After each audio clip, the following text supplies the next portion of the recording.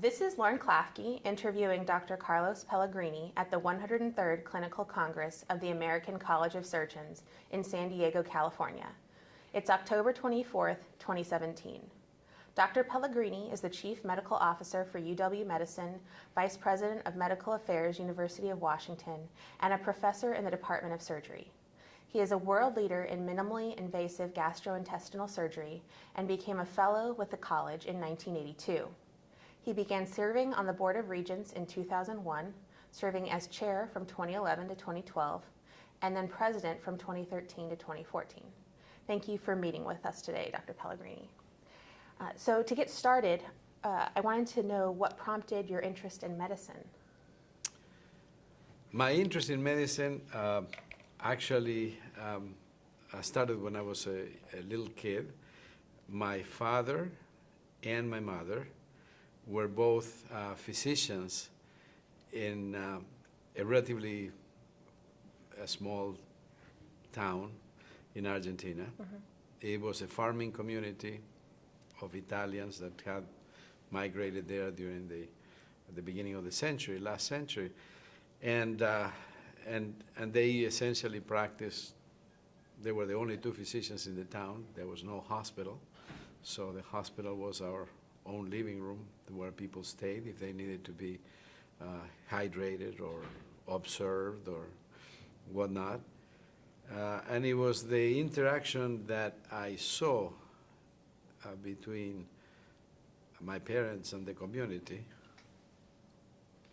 that actually sparked for me an interest in going into medicine. I also want to add, and not to surprise you, that my grandparents, both grandmother and grandfather, were Russian immigrants that had gone to France and eventually to Argentina. Oh. And they were also physicians, and wow. also in a very small town where they provided that direct impact that in those days and in those kinds of towns physicians would have in their community. Yeah, that's a really incredible lineage there. Yeah, it's a very nice lineage. I only have one sister, and she's a physician Oh, too. really? Yeah. Are any of your kids physicians? No, no. I have two sons, and they chose to go in different ways. Mm-hmm.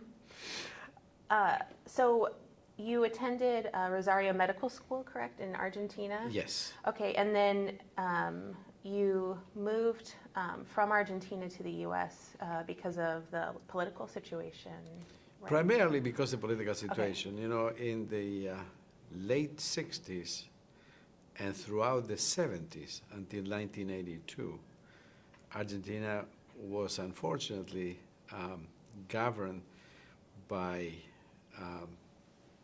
a number of corrupt governments, mm-hmm. Sometimes a president, sometimes a group of people. They were from a very right-wing military style. And I had my profound differences with the government itself. During the time I was a medical student, I was active in the politics of medical students, which didn't bear well for my well-being. And then as I became a surgeon, I trained in Argentina to become a surgeon. I slowly became disenchanted with the system, the moral corruption seemed to me to be extreme, and there were other circumstances, personal circumstances, that made me feel that I had to leave Argentina. Mm-hmm. I wasn't coming to the United States. This was not my first option. I had gotten a job actually in Saudi Arabia, and I was going to. My point was I was leaving Argentina, not necessarily coming to the U.S. Mm-hmm, mm-hmm. As it turns out, I came here temporarily, mm-hmm. and then my boss sort of he pointed me the right. What he did is he asked me what would I ideally like to do, mm-hmm. which is something that I learned from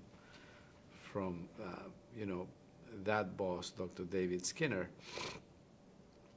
in evening conversation at his home, he had observed me work, and he pointed out to me the fact that he thought that I was a very hard worker. He thought that I was very loyal and fairly intelligent, and those were characteristics that he said would make you successful in this country. Why start again and go yet to another country with even more differences from a cultural perspective than what the United States had at the time? And I decided to stay here. You know, the 70s also were not necessarily very good times for the United States, and there were issues here, primarily issues, racial issues and fights that made the social environment here not as attractive, frankly, to me. But within that social context, I might add, I always felt welcome to the United States, which was quite interesting, because even though the United States appeared to have clashes between people that had been born here because of race primarily, at that time, I did not feel at all when I came to the States that anyone ever did anything to me other than welcome me being here. And I was able to interact with both races in a very, I think, different manner than individuals who were like me, white males who were born in this country, because I was viewed as somebody who was impartial, if you wish, who had no skin on the game. I wasn't born here. I had nothing to defend. And in many instances, some people viewed me as a Latino who was interpreted by many as a minority, and yet I looked white, and therefore I was accepted by others just because of the way I looked, not necessarily the way I spoke, for example. So it was a very interesting integration in the fabric of the United States. Yeah. Well, and building on the cultural differences and the challenges that were going on within the country as a whole, did you find any differences in the culture of practicing medicine in going from Argentina to the United States? I did. You know, the Anglo-Saxon culture was much more, I would say, formal, much more directly felt accountable for what happened to a patient. There was a dedication to patient care that was, to me, quite impacting and much more significant than what I had seen, other than way back into my childhood when I was living with my parents. But this was another kind of dedication where everybody working in medicine felt very seriously about medicine. I entered an academic environment, and therefore, at that time, in the 70s, in the United States, the economy was not the driver there. There were resources in this environment at the University of Chicago, where I came, that did not exist in Argentina, certainly. And it made me feel that, A, I could accomplish my work much better. B, that some of the characteristics that drove me in my own personal life, like being on time, like being accountable, like delivering on your promise, like excelling on the kind of work that you do, those characteristics really fit very well within the environment where I lived. I was not the only one who had those thoughts, who had that aspiration. And in fact, everyone that surrounded me at the University of Chicago seemed to be pretty much on that road. And it was clear that if you deviated from that, Dr. Skinner being the chairman there, if you deviated from that, you fell off the carriage, so to speak. And it was clear that there was a price to pay if you were not on time, if you did not deliver on your promise, if you were not accountable for what you were doing, etc. So I felt very lucky. I felt very happy being in that position. And I felt that I could impact the community where I lived and the community at large with my work as a surgeon and as a researcher then, as an educator, because there was a recipient side that was anxious to get whatever I could give. Backtracking just a bit, how did you become interested in surgery specifically? And that's an interesting question, because you asked me earlier, why did I become interested in medicine? And I became interested in medicine observing essentially the impact that my parents had in the community. And yet my life, as it turns out, would take me to a city, big urban area, and not having that kind of personal impact that my parents had. You know, they could go to any home in the village where we live, and they were welcome in any home. They never knocked at the door, they just opened the door, and they entered the place. And the first thing that happened is whoever saw them, whether it was a child or an adult, gave them a hug. I did not leave that here. So I became interested in surgery when I went to the university. I was in my first year of a 6-year program in Rosario. And the first course that I took was anatomy.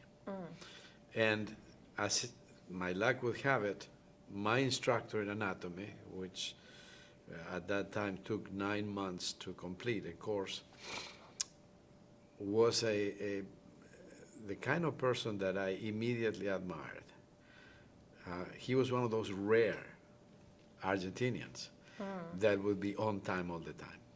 He was one of those rare individuals that would ask others to do what he was doing, not imposing on others that they had to be on time while he was not, but actually being there and showing pride, if I might say, for his job in the university.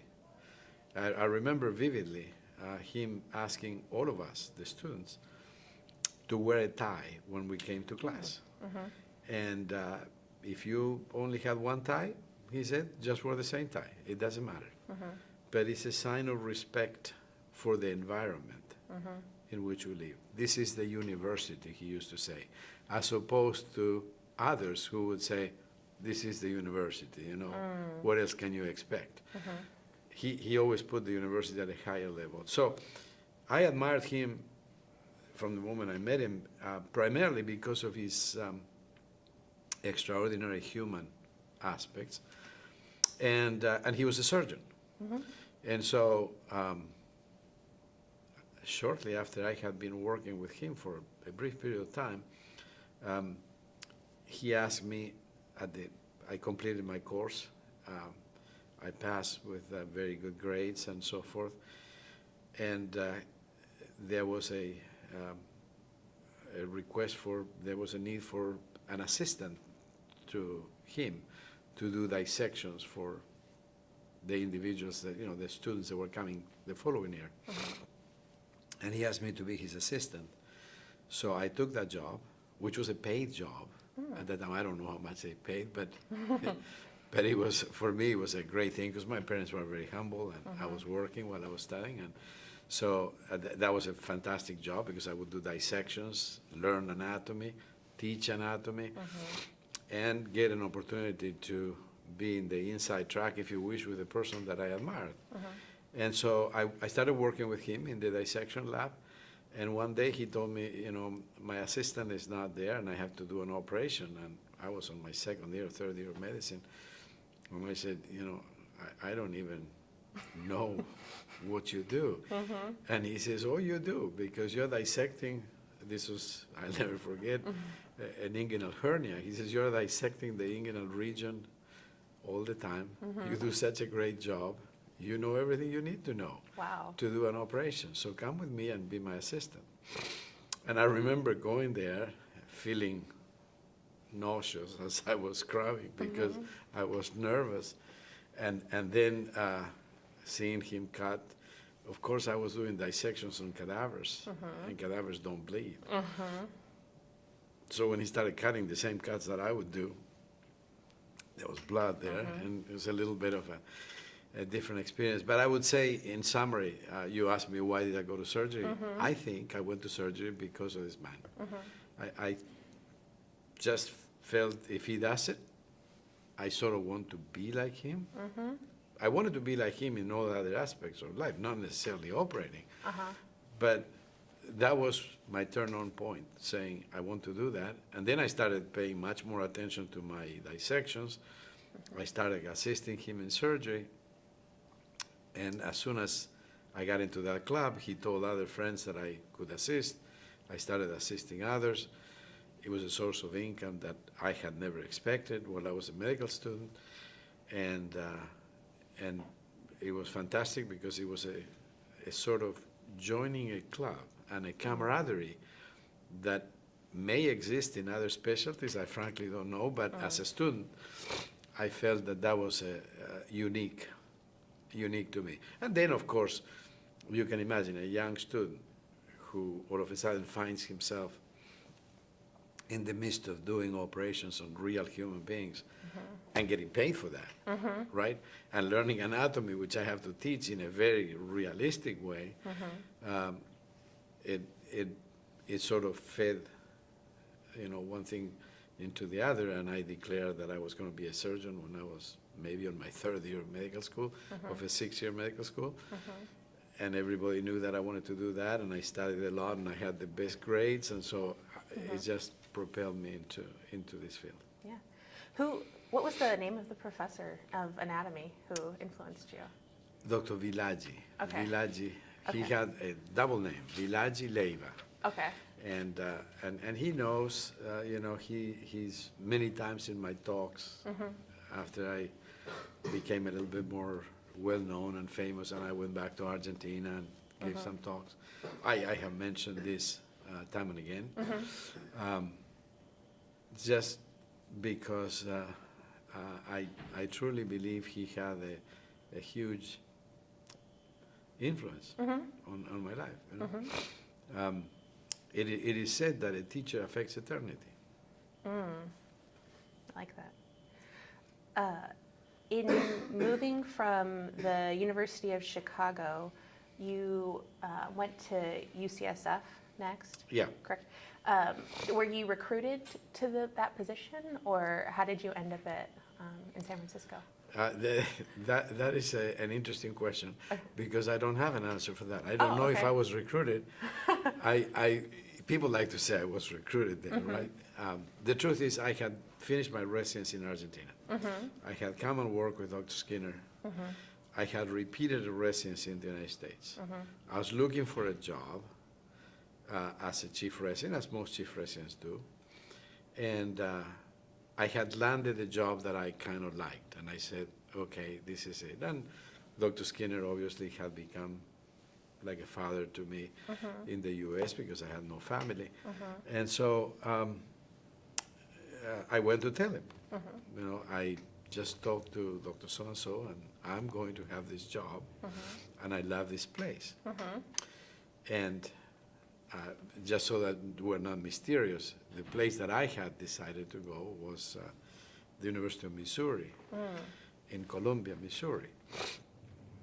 And the person who I had discussed my job with was Dr. Howard Reber, a pancreatic surgeon who was doing research and who lived in that very small community. And Columbia attracted me for two reasons. Howard Reber and his wife Elaine were wonderful people to me when I went there, made me feel very welcome.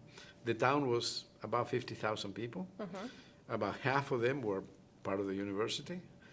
And I could see me getting a family and living in a small town. Mm-hmm. So I came back to Dr. Skinner and I told him I have almost accepted this job. And he looked at me and he said, let me think about it.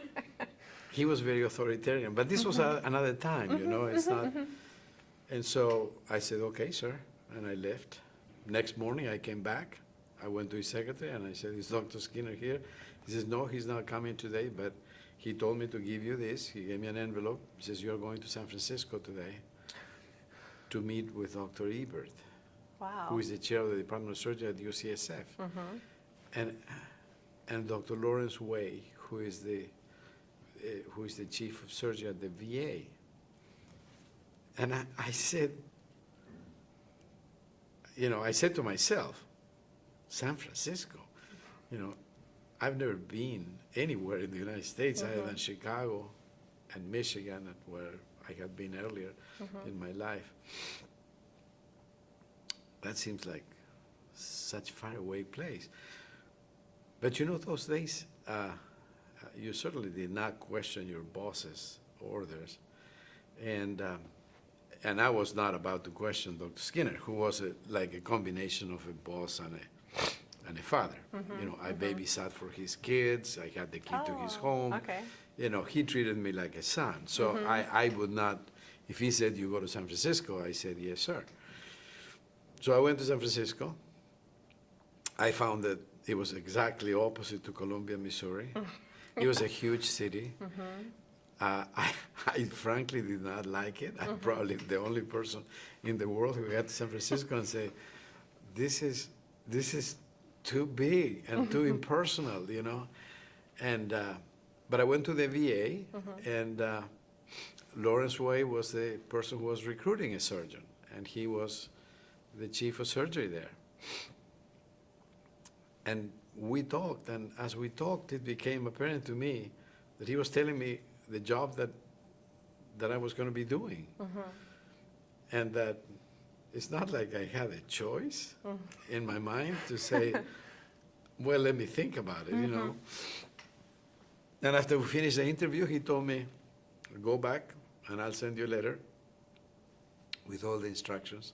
And he sent me a one-page letter saying, this will be your salary, this will be your job, this will be this, and you start your job on July 1st, 1979. Wow. And, you know, you put yourself in the context of that. I was very lucky, first, that I had a job. Second, as it turns out, that I had a job in San Francisco. Third, that I had a job with Larry Way, who ended up being one of my greatest mentors. Paul Ebert was the chairman of the department, but I never worked with him. He was a cardiac surgeon. Great person as well, but Larry Way was the person directly in charge of my life. So I was given a great opportunity, and I certainly cannot complain for doing that. But it sort of shows the different times in life. Somebody else made that decision. So when you say, were you recruited? I don't know if I was recruited. I don't know what transpired between Dr. Skinner and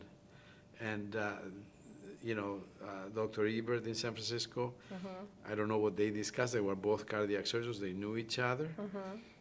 I don't know if Skinner asked him, begged him, for all I know, open a job, or the job was there and it just happened to be mine. But I don't think, if I had to give a guess, I don't think I was recruited. I think I was sort of pushed by Skinner, who called somebody there and said, I have a great guy that can do the job. If you guys need somebody, do it.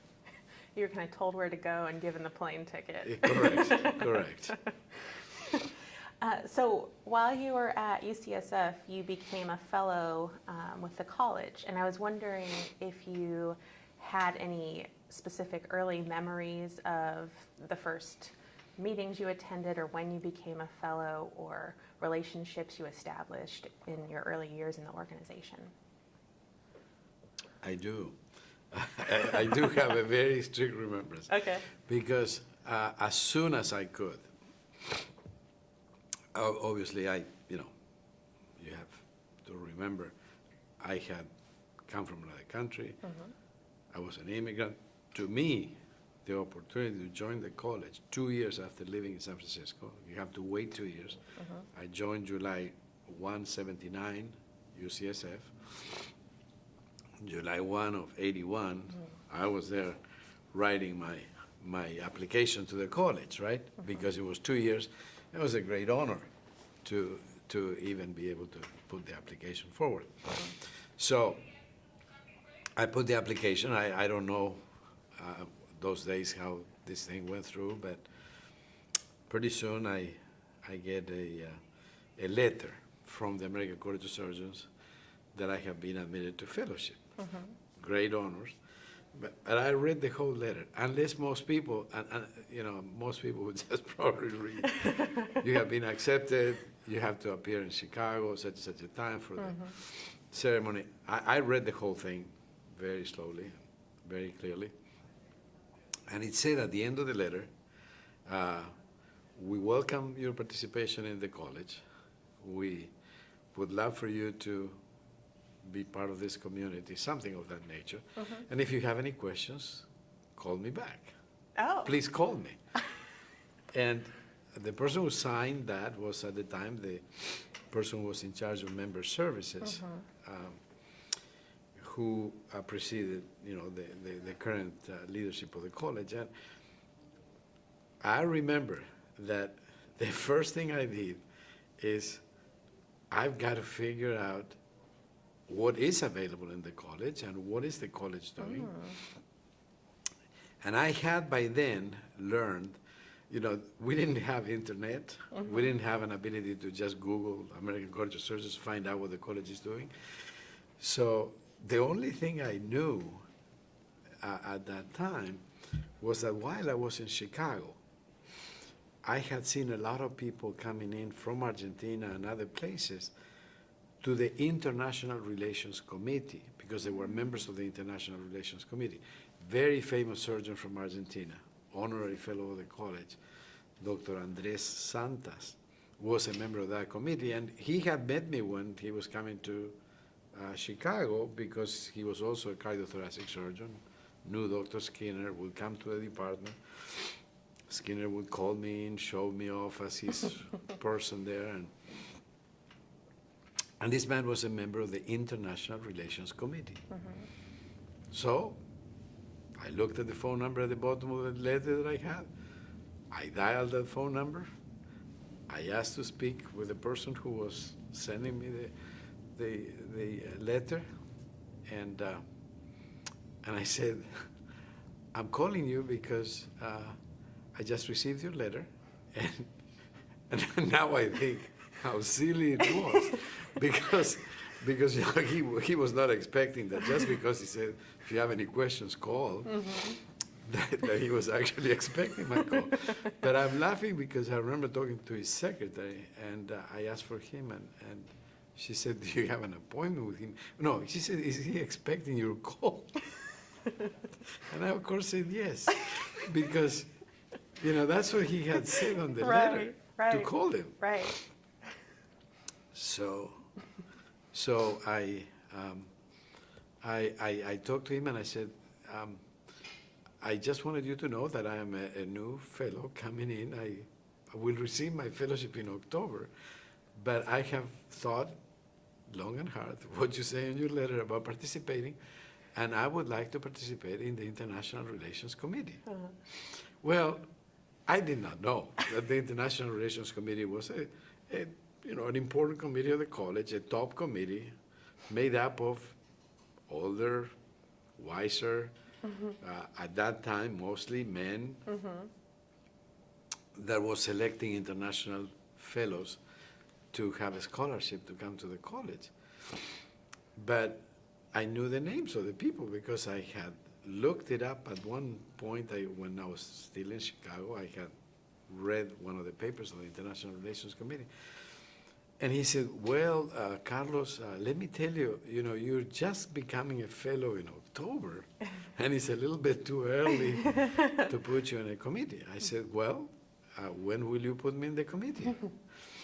And he said, I'm not sure that I can give you a date. You know, the process of appointing somebody, and now I know how difficult it is to enter in any established committee of the college. And it's a lot easier now than it was then. It was much more regulated then, much more exclusive club. Now it's much more open to fellows. And so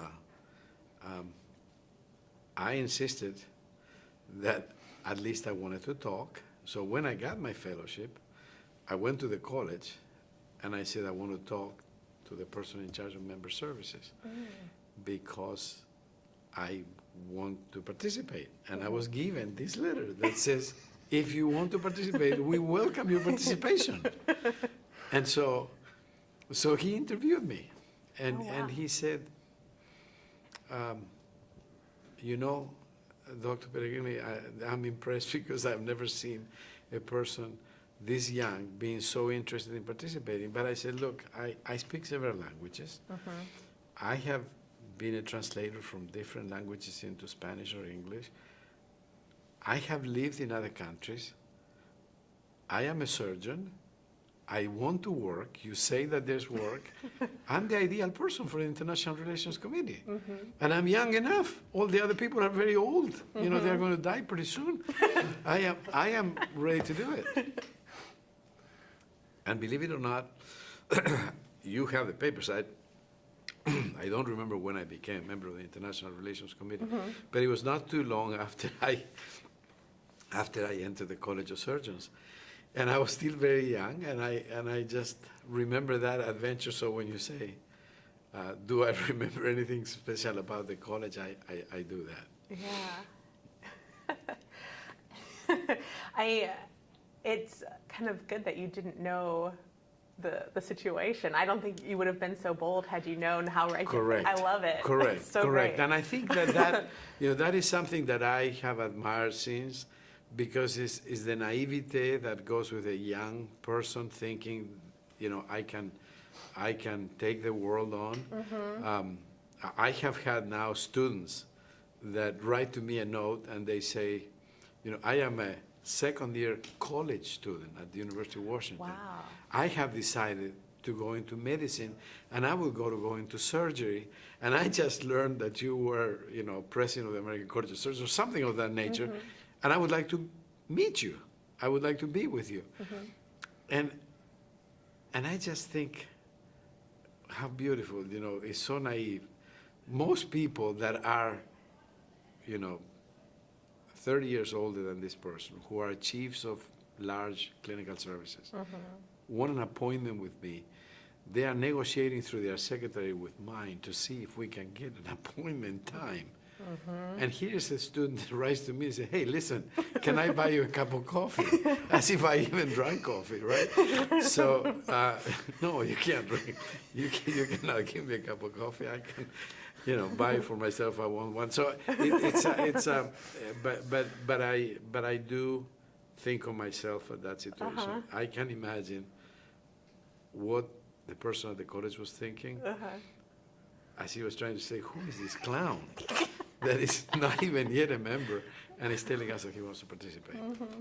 What do you ever respond to those students, those medical students? Oh yeah, I do. I do. Great. You know, I try to make time, particularly for those in whom I see that there is and I have mentored some of them, and because I have lived this long, I have seen the opportunity, have had the opportunity to see them go through medical school, become surgeons, then become faculty members, and then tell the story to somebody else. I just ran into this clown, and I just said, I am going to send him a note, and they did. So I think that, you know, breaking the mold, you know, surprising your enemies, shocking your enemies, surprising your friends. It's an interesting proposition, and I encourage young people to do that. You know, to send letters and try to open themselves a door, knock at the door. Yeah. Well, so being that you joined the International Relations Committee early on, do you have early memories of that experience or specific things that you all were working on at the time? Yeah, I became enamored with the processes that the college had, with the extraordinary, you know, all those virtues or to me, virtues that I was telling you earlier, excellence and being accountable for what you're doing, delivering on your promise, which sort of characterize the college current issues, and professionalism, excellence, innovation, introspection. And I started seeing that on the college, and I said, I love this idea. I love the idea that I had then the power through the committee on scholarships, right? To pick somebody who had applied, who wanted to come to the United States, and send that person essentially the money to buy a ticket to come to the U.S. for the first time in 95% of instances, to come to the meeting of the college in October, like this one, to then visit several places, 5 or 6 weeks, and then return to her country or his country. And I had that power, that opportunity, and I would carefully look at the applications and try to see who has more merit, who's likely to give more back when they go back and expand this field. So I became enamored with that, and I frankly don't remember the committees that I participated early on, but I was invited then to run the membership committee of the college in San Francisco and do other works for the college, because I think they found this guy really likes working on this stuff, and he delivers on what he promises, and he has a fire in the belly, and so they used me for that. So when you were talking about those travel fellowships, I saw that I think there's a Carlos Pellegrini travel fellowship in your name now. Is that correct? Yes, in the college. So does that was that something that came out of your work and your interest in that, or?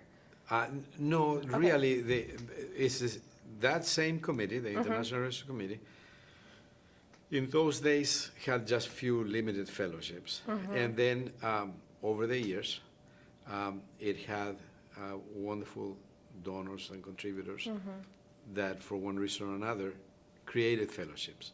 Sometimes to honor, most of the time, to honor somebody in the college who had done something for them, or from, because they wanted to. About 5 years ago or so, I was approached by the Hong Kong chapter of the American College of Surgeons, who had been for many, many years under the leadership of Professor Wong, John Wong. And John Wong is somebody that I had known since he was a James IV Fellow in 1980, probably, 80, 81, something like that. And I had visited Hong Kong several times, and I have worked with him and the University of Hong Kong and the Hong Kong Forum, and I had done a little work for the Hospital Authority of Hong Kong. And Professor Wong essentially decided that he, just as he was about to retire, wanted to fund the fellowship with my name, to honor me, that was reserved for a Chinese person. So every year there would be a Chinese person coming to the college on the same scholarships that I had joined way back when, the same committee and the same principal. I didn't think about it until you asked me, with my name on it. So it's been now 4 years or 5 years since we established that fellowship, and certainly he created it, and I'm very thankful for his thoughts, and I have contributed subsequently to it as well. So those fellows come to the college and spend 4 or 5 weeks across the United States, and one of those weeks they come to University of Washington in Seattle, and they spend a week there. It's such an interesting arc to your time in the college, to kind of see how that just grows, that interest and that passion for it grows. Yeah. It's really interesting. So you moved to the University of Washington to become chief of surgery. Chief of surgery. Yeah, okay. Chair of the Department of Surgery. Yeah, so Were you recruited for that position, or did you? How did you make that move? Yeah, so that's interesting. You like the word recruiting. So let's be honest. Okay. I usually say I was recruited, and most people in the university said we recruited him. You're going to know the truth now. Okay. And the truth is, I was I had joined the reserves in the United States Army. Oh, okay. A long time before. And I had remained in the reserves as a reservist for several years. And I was called on active duty during Desert Shield. So I spent a year on active duty during the 90 to 91 period. And as you can imagine, I was in San Francisco then, and that long period of time, when I came back to San Francisco, practice patterns change, people send patients to others, et cetera, et cetera. And as I was trying to reinsert myself at the University of California, San Francisco, not that they didn't keep my place. I mean, they kept my place. I have no complaints or concerns about that. And they were all very nice to me, incidentally, during the time that I was deployed, because we were able to, they were able to help me with my income. I was after many years of being in practice at the University of California, San Francisco, I had gone back to the income of the military, but all my partners, so to speak, had decided to pool funds and share in that, so that essentially my salary was not cut. Yeah. And so I came back to San Francisco, and I find that the University of Washington in Seattle is looking for a chair. And so I said, this is probably the right time. I've been in San Francisco for 15 years. I like to be on the same place. I like to see what happens with what I do. And I had seen that. I had been there 14 and a half years by the time I left. So this was happening maybe a year earlier, at the end of 91, when I was discharged and went back to the reserves. And I said, this may be the right time in my life. The person who was chair of the Department of Surgery at San Francisco had actually come from the University of Washington. Oh. His name is Haile DeBass. He is a wonderful leader and one of my best mentors. And Haile DeBass told me, I went to him, or he told me, I don't remember, this would be a great job for you, great opportunity for you. And so I knew that the chair was leaving in Washington for another job. And I had known that because he was trying to recruit me in '88, before I had gone on active duty, to be chief of general surgery, just the division of general surgery. But I didn't want to take the job. He was leaving the University of Washington. So this gentleman tells me, they've been on this search for quite a while. So I sent my application. I didn't get an interview. I wasn't called. So was I recruited, or was I asking, or begging, or whatever? So I sent my application, and I was hopeful, but I didn't get the job. I didn't get called. I learned that there were 3 finalists. I learned that the 3 finalists were friends of mine. So I had an opportunity to chat with them. And of course, I'm very open, and I told them, I'm applying for the same job. I know you got it. But I then heard from them saying, this is not a job that I want. The department is in shambles. It's not a department that's very clinically, devoted. It's not. It's mostly research, and it didn't appeal to the people that the job had been offered to. And so the committee, I guess, went back to the second layer, so to speak, of people that had applied. And I made it on that second layer. So I got called and asked to visit, and in that sense, they recruited me, if you want to put it that way. Yeah. But they were actually looking and quite desperate because they had been without a chair for 2 years. Oh, wow, yeah. So my appointment, I think, if we have to speak the truth, and I have to speak the truth at this time, You didn't sign an. it is not. It's not like the university had just had a chair move and they said, "Oh, Carlos is the greatest person.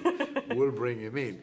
It's at the period of 2 years of not being able to recruit somebody that I had the opportunity. Let's put it that way to visit.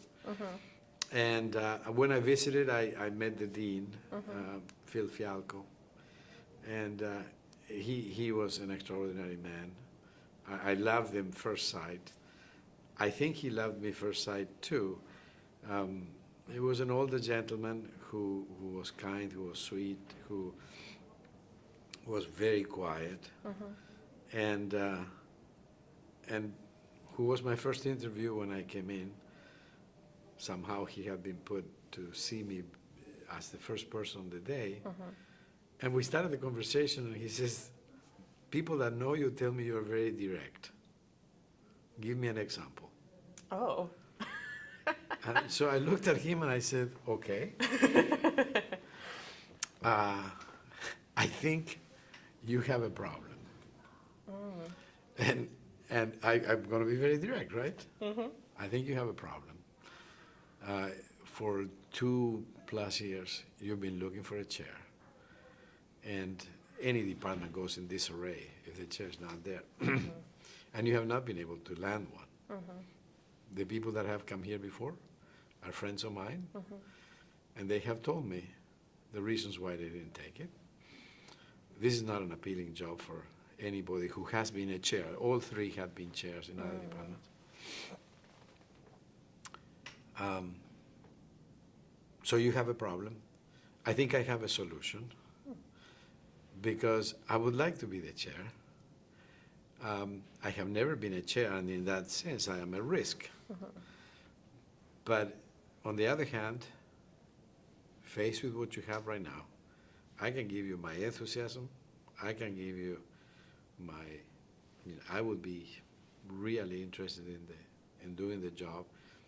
In fact, if you offer me the job, I would say, let's figure out what do we need to do to take it, right?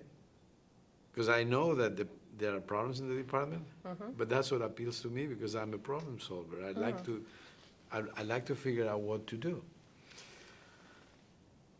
And when I finished that, he looked at me and he says, "Are you ready to take the job?" Oh. I said, "Yes." And this has been 15 minutes of my meeting, my first meeting of the day. I have a 2.5-day meeting. He says, "Okay, I'm ready to give it to you. You just have to convince everybody else that you're the right person for the job." Yeah.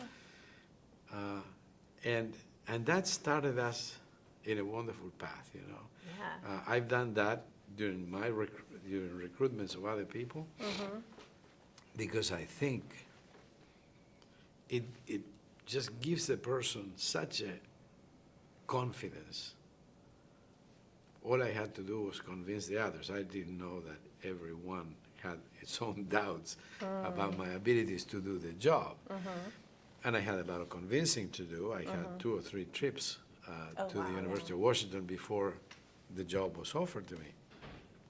But I knew from the very beginning that the person I was going to work for had told me, "I'll give you the job. You just have to convince everybody else that you're the right person." So I shook hands with him, and I took the job.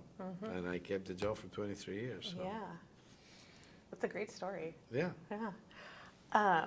So you had said that the problems appealed to you because you're a problem solver. And you had mentioned that your friends who had applied had pointed out that it was not very clinically devoted. It was mostly research. So how did you approach those problems, and what stands out to you in trying to make changes within the department? Well, first of all, I don't want to leave those people who applied and who may be watching this thing here in the wild. Those people were three very respectable surgeons in this Right, country. yeah. And they had a job. They were chairs of a department. So they were being offered another job, and they were being recruited, actually, truly recruited. They didn't have anything to gain by moving Right. to Seattle, right? Right. I was at UCSF, and by then I loved San Francisco. San Francisco was my place. I loved the community in San Francisco, and I wanted to go, but you know that. So first of all, clean that part of the story up. What I saw the problems were not necessarily problems. The department was rich in terms of its research infrastructure and its research funding, and what I saw my job doing, because I was primarily a clinician and an educator, was to complement the research of the department with clinical and educational side, number one. Number two, in my subsequent meetings with the dean, when he and I were talking about the department, I remember vividly discussing with him the fact that I had lived in San Francisco for a long period of time, and I had loved the fact that San Francisco was such a diverse city. And I wanted to bring diversity into it, and I had noted that every single interview that I had was with a white man, and that none of the people that I had been with had been born outside the United States. Moreover, none of the people that I had been talking to could speak any other language. And so I wanted to know from him if I really made a political change in the department, if that would be welcome. And he told me, absolutely welcome. So I said, okay, my job over the next, at that time I was looking at a 5-year, 10-year horizon, will be to change the way the Department of Surgery looks, right? And I will start slowly by doing little things, by bringing people with different interests, and I will concentrate on bringing individuals that are clinicians, that have well-known clinical skills. I will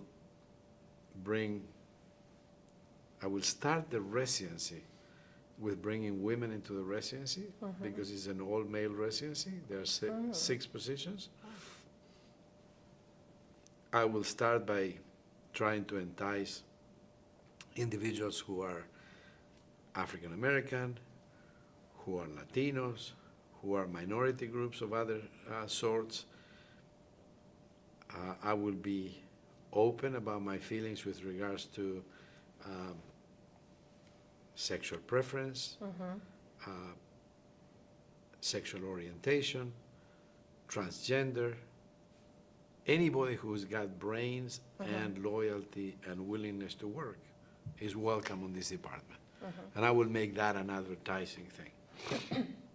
I will then use my political clout to make sure that those people land here. And the way I used the political clout at the very beginning was I talked to the faculty. I told the faculty that I envisioned a department that was more diverse, that the easiest way to start was to start by recruiting into the residency people that we wanted to see in positions of the faculty, right?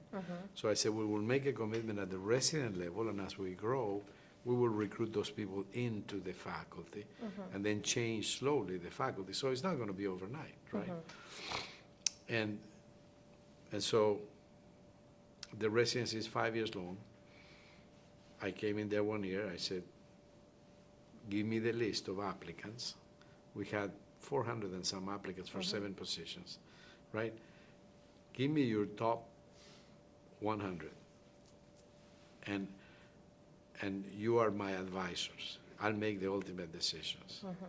I don't want to choose for you. the residents. So I'm not going to pick up the 355 or the 432.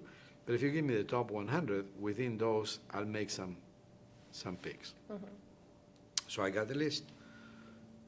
I put every person who had a name that I recognize as a female name on the top, and every person who had a male name on the bottom of the list. And I think it was the 100. Then in the future, it ended up being the 50 people, the 50 top people, because we had enough females. But at the beginning, we didn't have, on the first 100, 7 people that were women.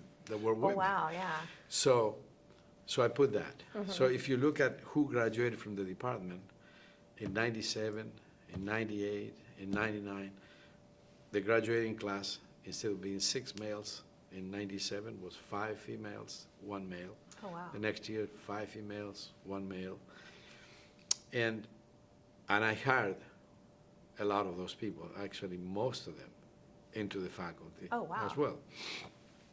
So that was a way to change that part of it. Yeah. I hired a lot of clinicians to bring up the clinical parts, created a new program in cancer of the liver, cancer of the pancreas, and foregut, and hindgut, et cetera, et cetera. So I started hiring a lot of people that are clinicians.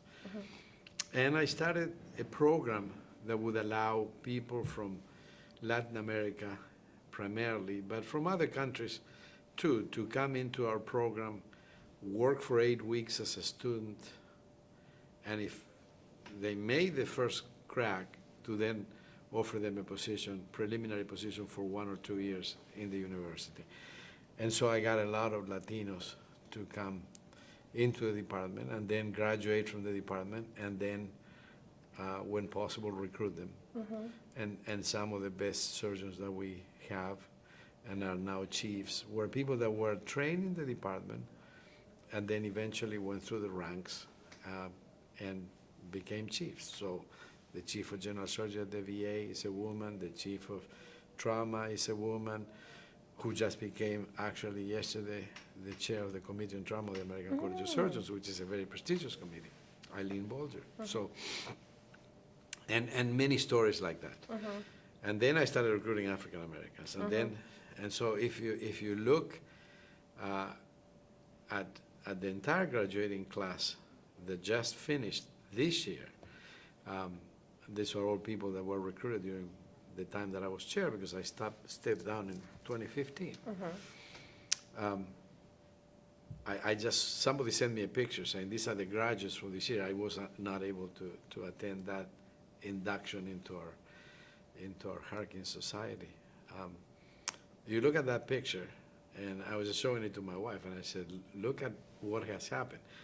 Every single graduate of cardiac program, vascular program, the 6 on general program, general surgery program, the 4 in plastic surgery program, all those programs, there are 12 or 14 people in the picture. They're all women. There are 2 or 3 African American women, and there's 1 man, by coincidence. Not because I have anything against men, but by coincidence. And that guy, Ravi, is from Indian origin, all right? So he's colored too. So the change has been profound. The change has been significant, and this is a political change, as opposed to creating clinical programs, which is more university change. So it's when I say the department had a lot of problems, not necessarily problems, but we could make things better. Right. We could leave research the way it was and foment research and try to advance research, but we could also create great clinical programs. We could create a completely different teaching environment. The educational side was in shambles at that time. Our department was in trouble with the accrediting agencies, had 8 citations when I came in, a lot of people complaining about the environment in which they worked. And I said, I have to make this perfect for the residents. We have to deliver in the promise of having a humane environment, protection for them not to burn out, protections for sleep, emphasize education over service, and make sure that we created an appealing place. And appealing it has been, because you remember when I had to pick up a list of 100, the last few years I was in the department,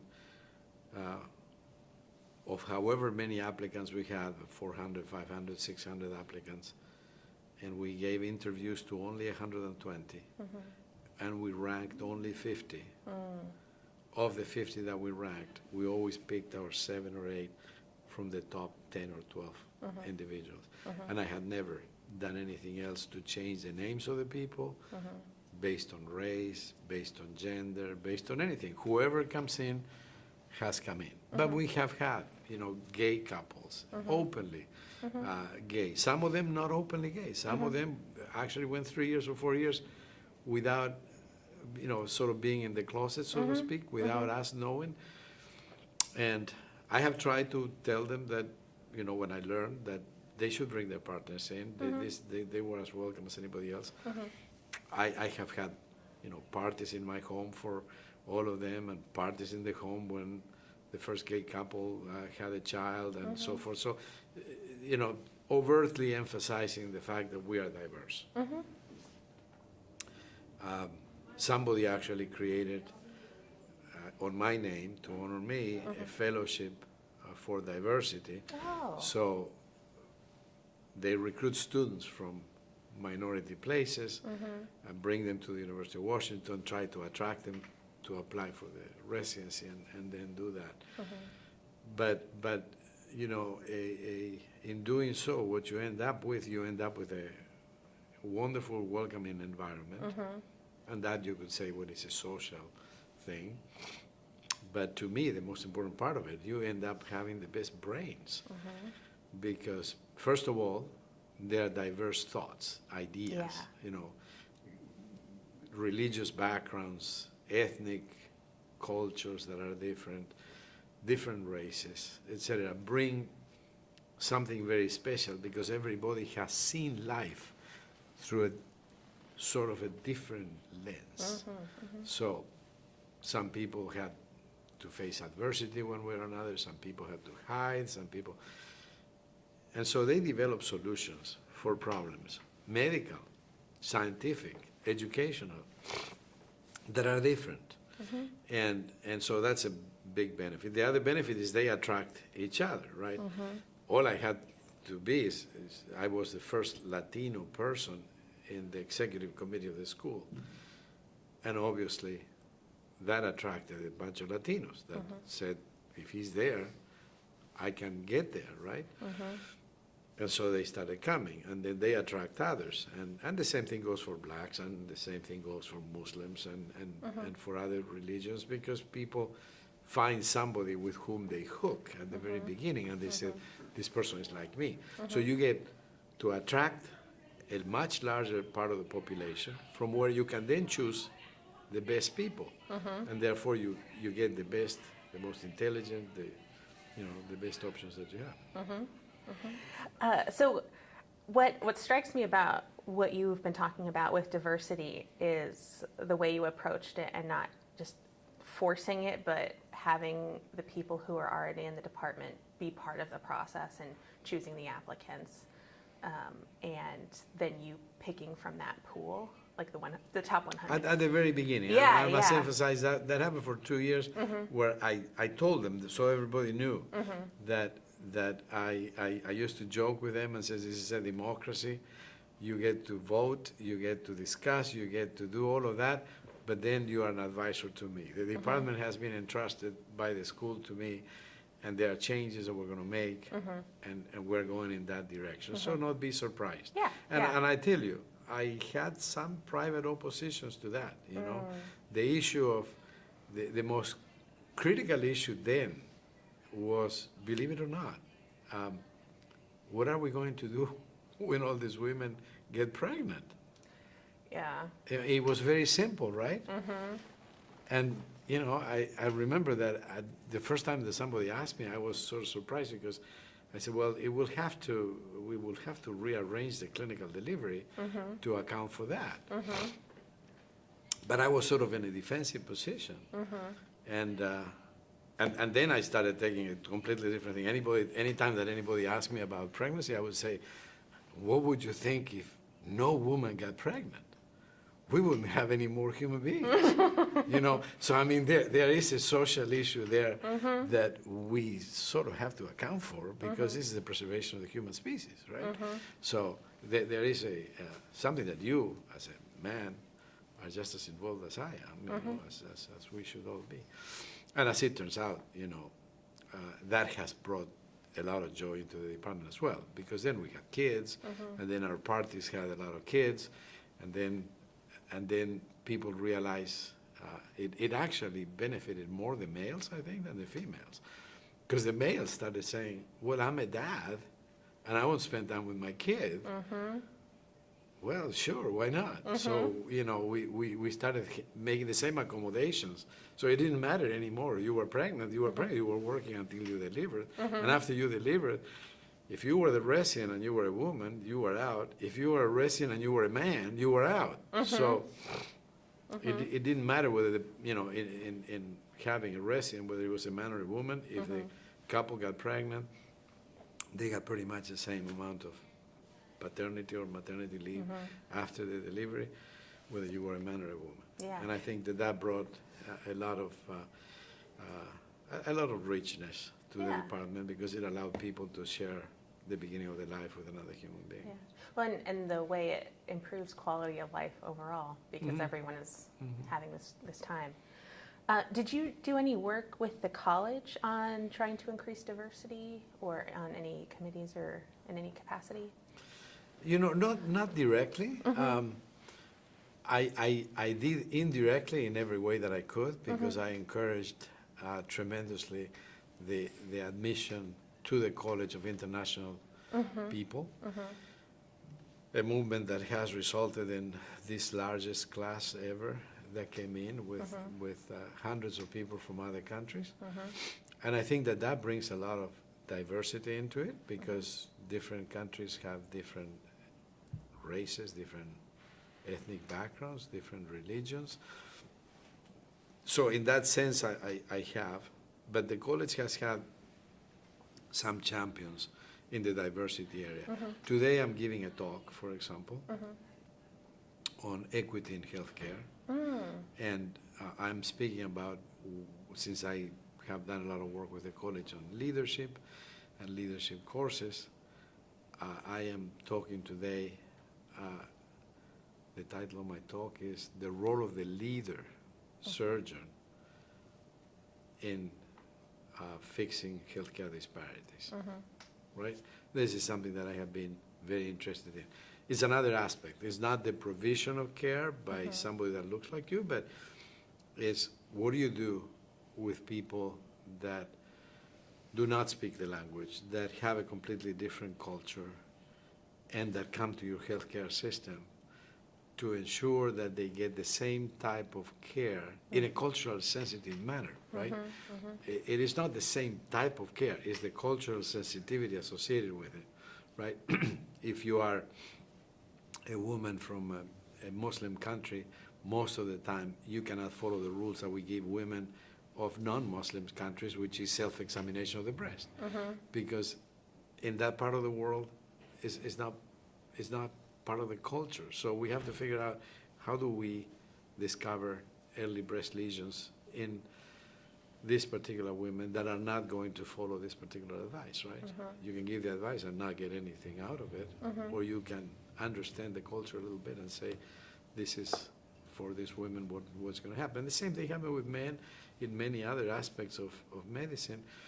And there are certain populations that have certain diseases, and we have to be sensitive to that and try to pick up the retinopathy of the African American diabetic person a lot earlier, so that we can prevent blindness.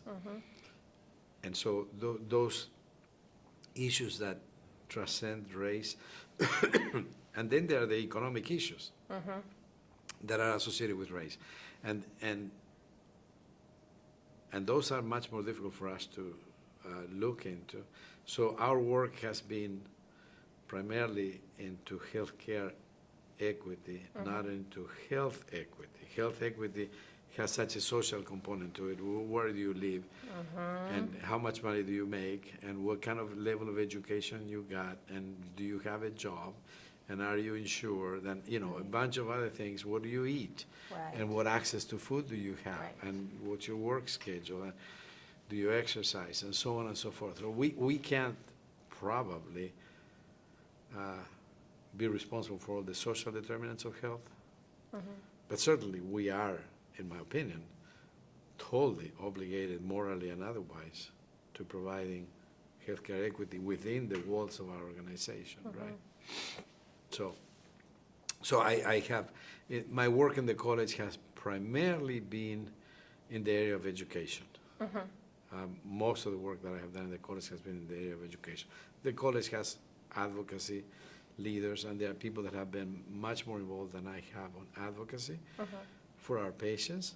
There are people that have been involved in education as I am, and there are people that have been involved in clinical delivery of care as well as research. And each one of us presidents has had one specific area of interest. And so I know you did work on the Surgicon project in terms of surgical training and methodology. And I wondered if you could talk a little bit about that since we're on this note of education at the moment. You know, that's probably the least important part of the work in education that I have done. Okay. There was a company created, a not-for-profit organization in Sweden by an orthopedic surgeon that was called Surgicon, and they asked me to, they recruited me. that was a recruitment. And the idea was, how can we expand the curriculum and standardize the curriculum for surgery training around the world? I think it was too much of a huge emphasis on standardization on something that I came to the conclusion probably cannot be standardized, because you have to adapt surgical education as I have evolved in my thinking. Obviously, that was not when I joined. You have to standardize education for the needs of that particular region. There's no point in teaching somebody how to do an elaborate endoscopy if you're not going to have endoscopes. And so, I think that I am much more for curriculum adapted to a certain country than from curriculum for the entire world. I know that you took on a position within the Board of Regents and then eventually served as vice chair and chair, and I was wondering if you could talk about the issues that you were dealing with on the board, what things came up, and how you directed it when you were chair. When I was a chair? Okay, so there's the good, the bad, and the ugly. Okay. But the good parts of it is certainly because I had been involved now for many years on the Division of Education. To me, education was, and the efforts that the college had on education and training of surgeons, not just surgeons that are currently being trained, but surgeons who are in practice and are retooling for something new, the introduction of new technology, the adaptation to a new technology, etc. And so I would say a lot of my emphasis was on that. Now, as a regent, right, and as a regent, I participated with the Division of Education, Dr. Stiva, in the creation. We started from the very ground up. What could we do to improve training in the United States for trainees as well as for practicing surgeons? And that led for us to what I am most proud of, which was the creation. We decided that the best way for the college to act was to set up an accreditation system for educational institutes We knew that there were a lot of people using simulation around the country. We knew that it was being promoted to a great extent by the companies that were device manufacturers that were making the laparoscopic equipment because they had an interest in advancing the laparoscopic field. They wanted to do it in a safe and effective manner, so they needed training for the physicians that were going to be practicing on that. But we knew that there was a surge of these institutes all over the place, that they were heterogeneous, that some had funding, some had a lot of funding, some had little funding, some had funding that dwindled, some had organized systems and faculty, some just got simulators and then they tried to use the simulators and adapt the needs of the simulator to the trainee rather than the other way around. So we decided that the best way that we could create is to create what's called today the ACS AEIs, which is the American College of Surgeons Accredited Educational Institutes project that essentially established the structure, the minimum elements of a structure, the minimum elements of finances, the minimum elements of function that an educational institute would have to have the seal of approval of the college and to be part of the accreditation institutes of the college. So we would have a certain threshold, let's say, of uniformity around the country. If you had an educational institute, you needed to have a director, you needed to have a manager, you needed to have a budget for the next 3 years, you needed the director to be able to direct things effectively, you needed to have a curriculum, you needed, in order to do a curriculum, to establish a needs assessment from the people that were going to receive your education. You needed to get yourself simulators as needed to fulfill the needs of the curriculum, which were driven by the needs of the learners, right? Rather than having the simulator given to you as a gift by somebody and then you're supposed to use it. And so we established minimum space requirements, we established, and those things have helped tremendously the educational system in the United States, because it's now about 100 institutes that are accredited. And those institutes have some uniformity to them. You know that there's a certain amount of space, that they are curricular driven, that they have personnel attached to it, that there are salaries of those people, and so forth. So people have actually used the requirements in their own institutions to say, you know, to the dean, to the president, to the hospital, this is what we need if we want to have an educational institute. After we created all of that, we decided that as we were having more and more of this educational system, that we wanted to have a consortium of all those accredited institutes. So now we could have a force multiplier that would say, if you develop a curriculum in institution A, it can be used in institution C, D, and E, because we can just copy it. We can just, you know, give it to them or whatever.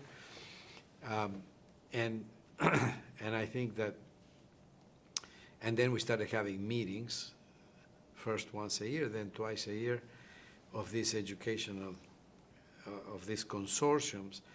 And then we encourage groups, 5, 6, 3, 4, of the educational institutes to form smaller consortia and advance certain areas of research or education or something of that nature. So for ourselves, we had an institute at the University of Washington that became very famous across the United States, and that was ISIS. We named it ISIS because ISIS was the goddess of magic and medicine. We named it ISIS because it was the Institute for Simulation and Interprofessional Studies, because we wanted to attract other professions to work with us. And we trademarked the name ISIS very early in the course of the institute. We created the institute in 2004. Then sometime in 2012 or 11 or something, I heard that a group outside the United States was using our name, which was trademarked in the United States, to advance a political cause that was not associated with ours. Up until then, we had all very proudly wore nice, distinctive signs in our white coats that said, "Ask me about ISIS," "Support ISIS," "I support ISIS," you know, all those kinds of things. And you know, when this group came up, my first reaction, of course, was, well, we're trademarked, we should sue them. And it didn't work. So they became ISIL or something else, but it's too close for it. So we kept fighting it, and because we had become a household name in the U.S. in simulation, we didn't want to give it up at the University of Washington. But eventually, I recruited a new executive director, and he said, in order for me to take this job, we're changing the name. Yeah. Because I don't want this name anymore. Yeah. Patients were asking us, well, what do you mean? I support ISIS. Well, wait, this is this different ISIS. You see this little figure here? Yeah. Well, yeah. and because the goddess was an Egyptian goddess, that's Middle East, that brought all this whole thing into it. So we changed it to WISH.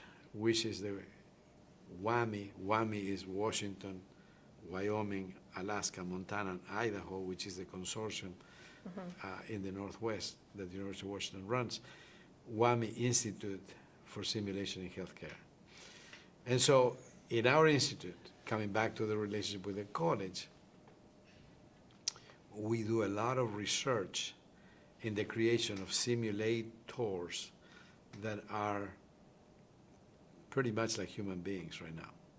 You know, if I turn the lights off and I ask you to touch the arm of one of our simulators, it's warm, it has a pulse, it has hair, it feels like the arm of a man or a woman, whatever we're trying to simulate, right? And so we test those using 5 or 6 institutes within the college, and we share our grants with the rest so that they can advance the field of simulation and the field of testing, and tell us whether this works or doesn't work, or with a simulator. So that kind of thing is the work of the college through the Regents that I would say I'm most proud of, because I had a lot to do, certainly in partnership with Ajit Sachdeva, who was the division director, and who actually, if you want, recruited me to do that job with him. And you know, we used to meet at the Hilton in O'Hare for a few hours, 4 or 5 of us or 6 of us with that idea. And now when we have our annual meeting of the accredited institutes, it's hundreds of people that attend, and companies that attend, and Department of Defense involvement, and so on and so forth. So that was part of what went through the Regents that probably propulsed me to becoming vice chair and chair and so forth. It was the educational side more than anything else. And you also did work to reform the number of hours that residents were working? Is that? That's right. Okay. I work on the ACGME for a number of years. I eventually became chairman of the Residency Review Committee. And during that time, I was trying to convince my partners, that's the committee that accredits residencies, right? I was trying to convince my coworkers that the system that I had put at the University of Washington, where we were sort of held responsible to each other for the number of hours that our residents work, is something that we had to expand and to actually make it mandatory that the residency programs accredited by us looked after the well-being of their residents. And that was having some traction. When I finished my chairmanship, I was asked by the then director of ACGME to be one of 12 members of a group that he had created to look at resident work hours.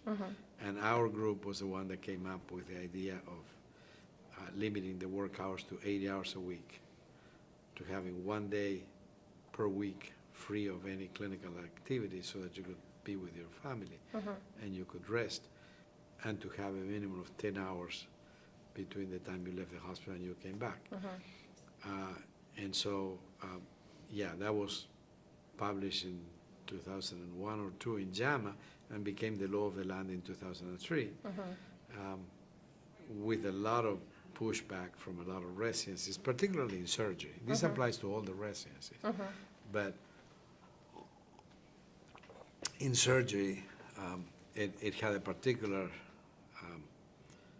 take because surgeons, number one, like to work a lot, and number two, need to have the acquisition of skills that is necessary to be scrubbed in surgery. And so people were less likely to be looking at the hours, as some of our colleagues in other specialties where they are in the clinic, they see a number of patients a day, they work up a number of patients that come into the hospital, and that's the end of their obligation, right?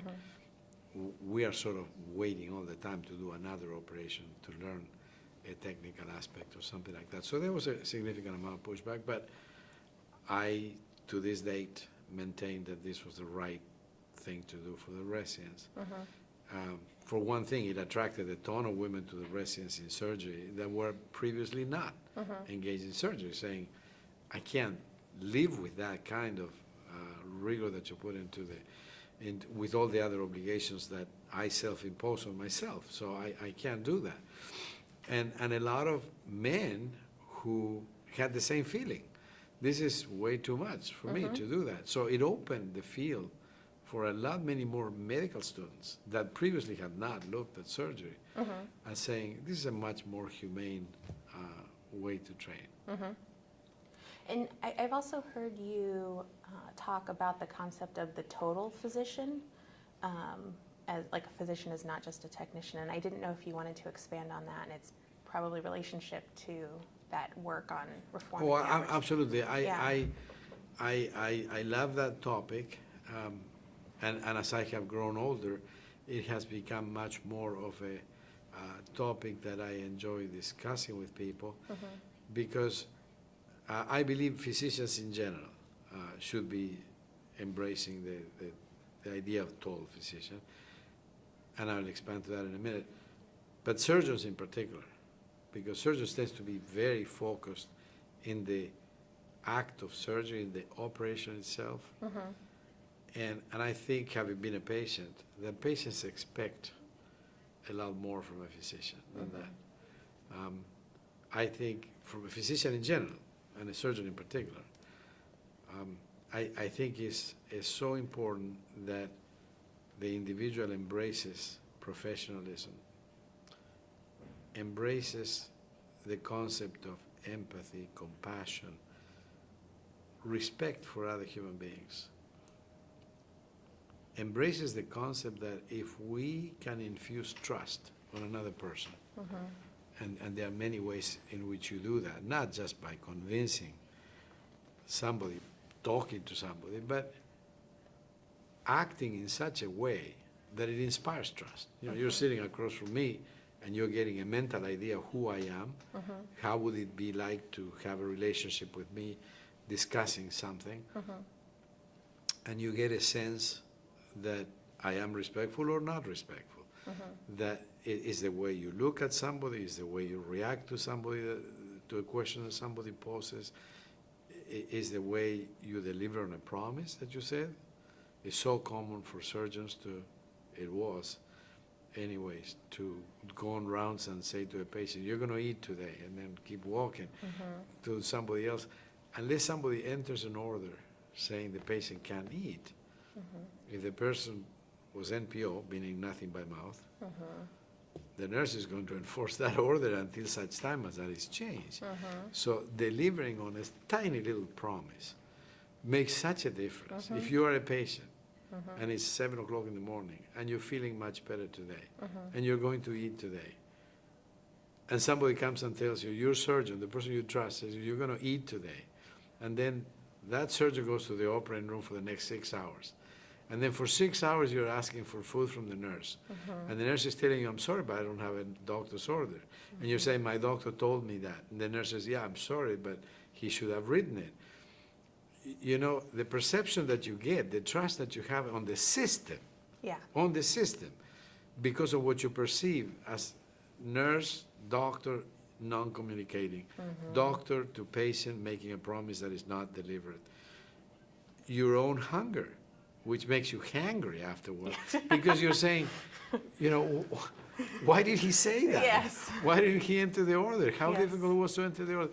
So, to me, the total person means taking full responsibility of those things. It means also, in part of the creation of trust, you know, addressing social trust, is in trying to make sure that as you relate to the patient's perception of your role in the system and the patient's perception of your faith on the other members of your system is very strong. To me, there's nothing better than when people build each other on something. So in my clinic, if I'm late, I apologize because I'm late. If I'm not late, but there was a mistake on the schedule, and it appears that the patient has been waiting because the patient thought she had to be there at 2, and she came at 2, the service is not delivered until 3. I apologized, and I apologized on my behalf, regardless of who made the mistake. And if there's any question any time in my clinic, I always tell the patient, you know, I am blessed to work with the most capable human beings that exist in the University of Washington.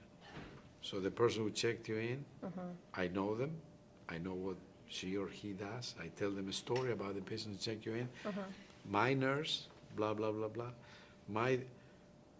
So why am I building the team is because as you look at me and you are my patient, and you think that I have a great team, you're a lot less likely to call me. You're going to call them when you have a problem or an issue. And if you tell them, you know, I know that Dr. Pellegrini believes in you, you increase their confidence, you increase their trust. And to me, that is part of being a total person. Being really accountable, responsible, doing all the things that we talked at the beginning. And in reflecting on your time as president of the organization, your talk in integrating morals into innovation and practice, was that inspired by that same idea? It's the same thing, because, you know, my presidential talk was, you know, at the intersection of innovation and science with moral values, because for many, many years, this preceded my presidency and my being a member of the college, surgery has led the world in a lot of innovations, a lot of new devices, a lot of new techniques, a lot of, you know, new ways of doing things. Science has prevailed too, and I don't think innovation and science are questioned by anybody. Right. But I thought at that time, and during my presidency, we worked with the staff of the college to develop what the staff of the college, the people that work at the college every day, that make the college what it is, right?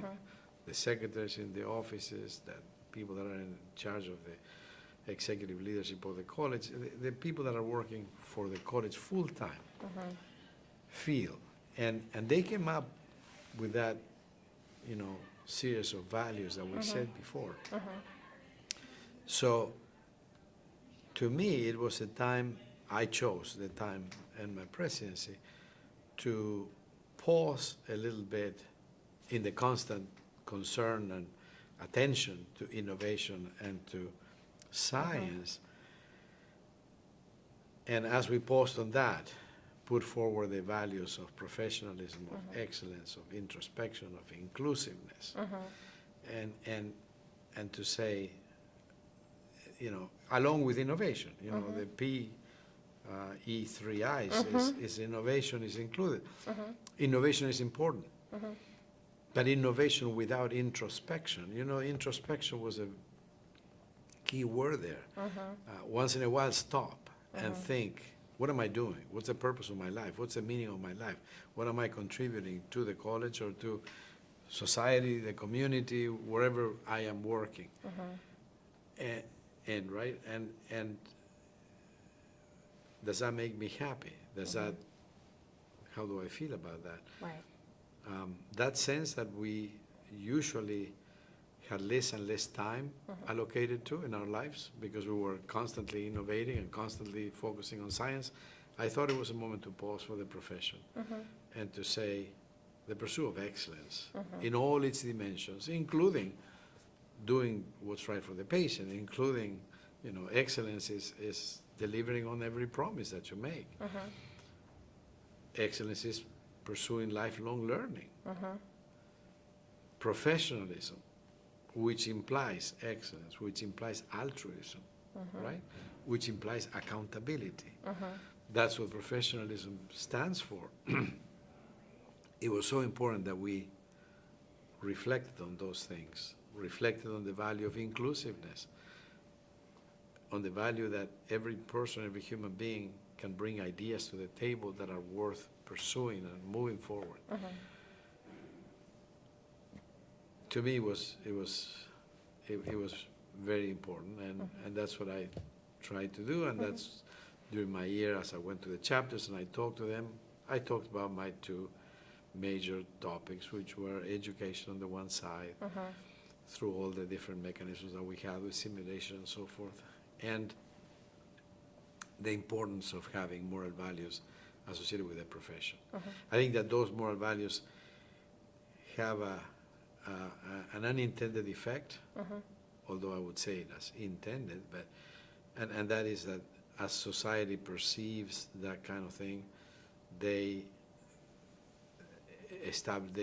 tend to trust the profession more than it is right now. It's amazing how many times I see people that have come to the clinic over the years who are like, I wouldn't say my enemies, but who are sitting in a confrontational way with me, trying to put me on the spot that I don't trust surgeons, I don't trust the institution, I have been screwed up by medicine, I have, all bad experiences that you have had. I think you doctors make a lot of money, or whatever it is, but putting you in a confrontational way and how I view my job, not in this particular patient, not necessarily on the aspects of surgery, but before we get to the aspects of surgery, somehow, without telling you, making you feel that you are wrong, that I am trustable, that my institution is trustable, that I'm surrounded by people that get up every single day, whether they are a nurse or a patient care coordinator or the janitor of the hospital, to do what is right for the patient. And, if I can change that dynamic at the beginning, then it's a lot easier when I have to talk about what I think I should do as a surgeon. Because there are two aspects. The social aspect is very important. People tend to demean other people without reason. I have seen, I always tell the story to people that I have seen one night, it was about 11 o'clock, I was coming out of the dressing room. I had just crawled out of an operation. And I was coming out of the dressing room, and in front of me, by 50 yards or so, maybe 30 yards, was a man, I did not know who it was, walking on the same direction I was in the corridor. We were the only two people at 11 o'clock at night walking in the same direction. He stopped at one point, bent over, picked up a piece of paper, kept walking, got to a trash can, put it in the trash can, kept walking. So I caught up with the person, and I said, I looked at him and I said, hi. And he looked at me and he said, oh, how are you, Dr. Pellegrini? So he knew me. And that put me in the defensive because I did not know him. And I said, forgive me for asking, but I just saw you picking up a piece of paper. Mm-hmm. I said, what made you do that? Mm-hmm. The corridor was otherwise pristine. Mm-hmm. Mm-hmm. And he looked at me and he says, you know, I'm the janitor. I do that for a living. Mm-hmm. And I hate to see a piece of paper on the floor. I'd love to see it all pristine. Mm-hmm. Yeah. So people, you know, at least when I think of my hospital, I say, people come to work. Uh-huh. They get up in the morning, whoever they are, to do good, Mm-hmm. for the most part. Yeah. I mean, of course, there are villains, you know, there are people that are not. But for the most part, people do that. So I am in a position as a surgeon, or as a leader, or as a leader of the college, to bring those people up to a different standard, different regard for the community, et cetera, et cetera. And that leads me to say, you know, the only promise I made myself that day, I got to know the name of this guy. Mm-hmm. Yeah. He knows me, Creates a sense of community. Yeah. right? So I'm so sorry to do this, but we have to cut off because our next interview is here. Oh, but, no, yeah. no kidding, 9:37, holy But I smokes. so appreciate the time that you've taken today, and All this right. has been a wonderful interview. Thank you so Perfect. much. All right.